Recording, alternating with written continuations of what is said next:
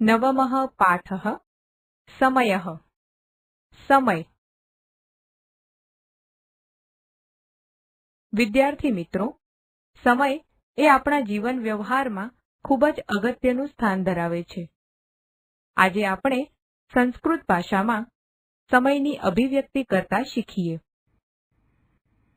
એકવાદનમ એટલે 1 વાગ્યો, દ્વિવાદનમ એટલે 2 વાગ્યા, ત્રિવાદનમ એટલે 3 વાગ્યા, ચતુર્વાદનમ એટલે 4 વાગ્યા,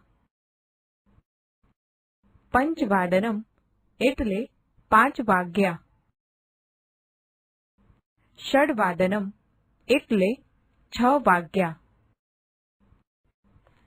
સપ્તવાદનમ એટલે 7 વાગ્યા, અષ્ટવાદનમ એટલે 8 વાગ્યા, નવવાદનમ એટલે 9 વાગ્યા, દશવાદનમ એટલે 10 વાગ્યા,